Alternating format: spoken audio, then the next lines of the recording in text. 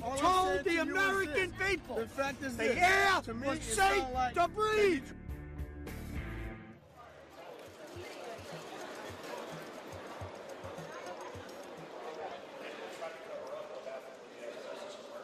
Thank you all for coming out tonight. Really appreciate it.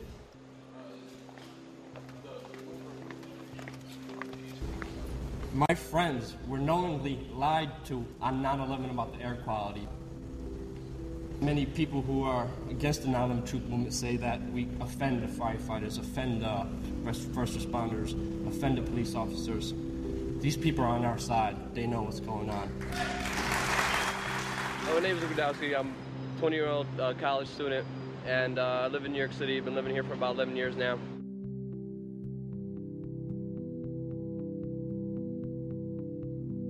The first person that I knew that was sick was David Miller, and I think I've been knowing him for about 3.5 years for now.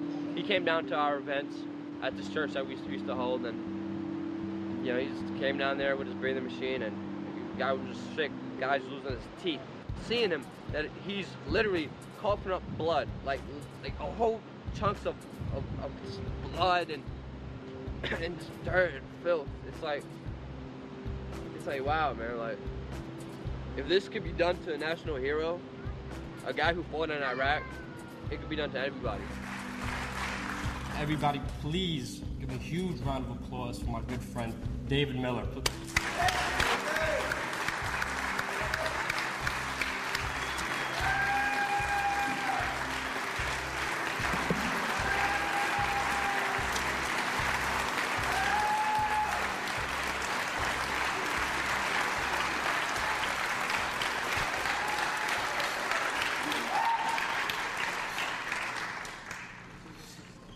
My name's David Miller. On September 11th, 2001, along with hundreds of my fellow troops, I went to Ground Zero. No one asked us, no orders were given. We went because our city, our country, our neighbors were under attack. And we knew what to do, or at least we thought we did.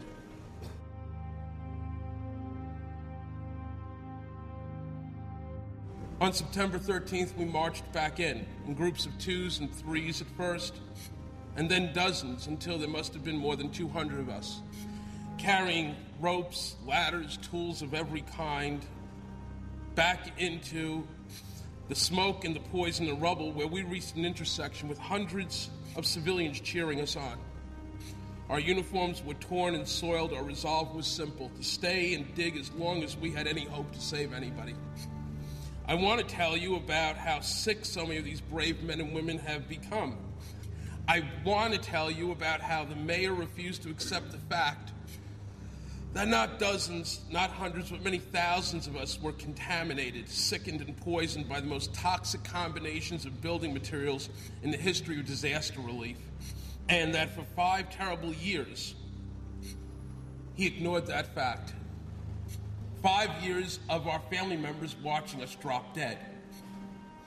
And every time popular mechanics calls the people of this movement nuts, these propagandists, professional liars and tools who cannot, by any stretch of the imagination, be considered journalists, strike another nail into the coffin of another rescue worker.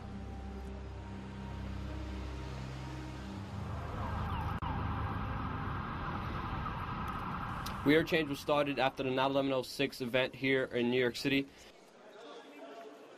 When we first started out in New York City, it was a bunch of young kids. Nobody was even over the age of 30.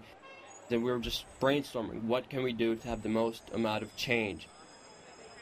I remember just getting a whole bunch of young people, getting their emails around about New York City, and just having meetings. You know, we used to meet at pizzerias.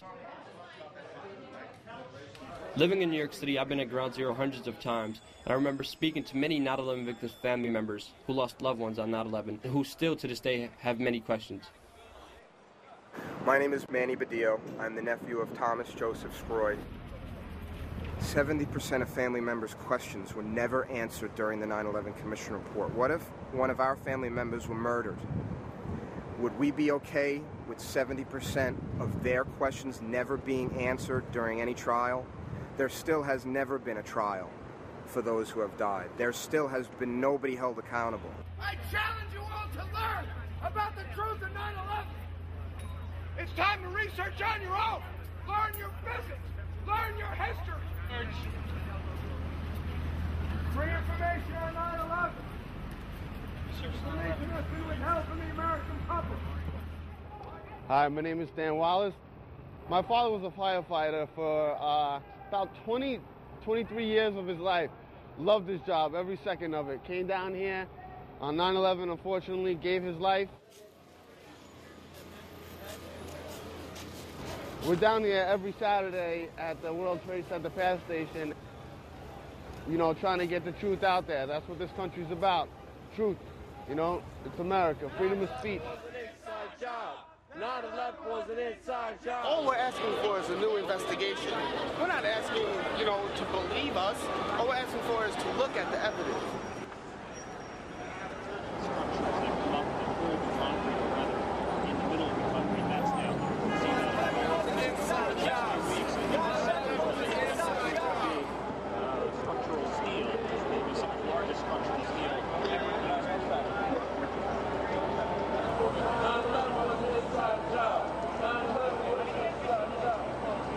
Come on, guys, that's a great story right there. Film that. Film that. Okay? I gotta tell you something. This I expect because I've worked in New York for 20 years. Okay. This bullshit is standing right behind. Bullshit? Yeah, bullshit. Bullshit. Standing right behind your him. corporate media is, but this is bullshit. Life, man. This is bullshit. This is true. Speech. This is America. This is America. This is America. Freedom of speech. If you can go on your news channels and manipulate people's thoughts, we could do it too. How about that? That's terrific. Yeah, is it? You like it? Asshole? Yeah, you're very mature. I can see why you're an anchor man. Family member here. You know that, right? My father died in these towers. How dare you? You just see me getting called an asshole by an NBC anchorman.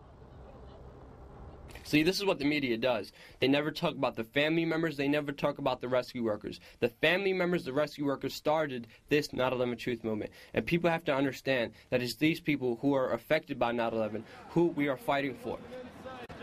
9/11 was an inside job. We're about to head over to the stock exchange. Last time we got confronted by cops with M16s, and they actually took the safeties off. You know, M16s with the safeties off is not a joking matter at all. This time we're going to go down there. We're not going to stand for that. We're going to pretty much stand our ground. They can take the safeties off all they want. We got cameras this time.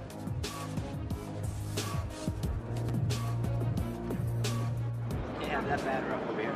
We understood that we could. We were out here last week. Okay. We set up over there, talked to a gentleman just like yourself, and they told us that's blocking pedestrian traffic. We went over here. The police officer gave us no problems. Okay. And he said we could stay here. Unfortunately, that was last week. I don't know who you spoke to. Mm-hmm. This week, it's me.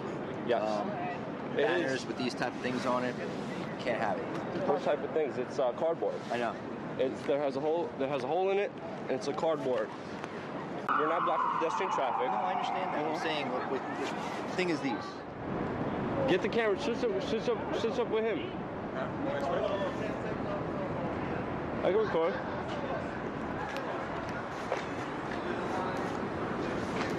Yes? It's a private camera. It's a private camera, though. I'm on public sidewalk. There's nothing private. Just let me see what you took pictures. Take pictures of what? This is a private. Well, listen, you want me to take that camera, or you want to show me what you filmed? That's good. Get out of the way, people. I'm asking him not to film me. Pointing down. It's fine. I'm going to ask you one more time not to point the camera. No, okay. I'm only going to ask you one more time. Okay. I understand. Yo, don't ever, when he tells you don't record me, you have every right to record. Remember that. Do we or not? You have every right to record. You're on a public sidewalk. Everything is public property. You give me the camera next time. I will put it, I'm not scared. I will put it right in their face. They tell me to put it down, I'll put it right in their face. There are many incidents, not only at Ground Zero, but other incidents that people try to set us up, people try to get us arrested. People come, scream, spit, try to start fights with us, even though they're not even rational people who are willing to have a conversation with you, who are not even engaged in a conversation with you.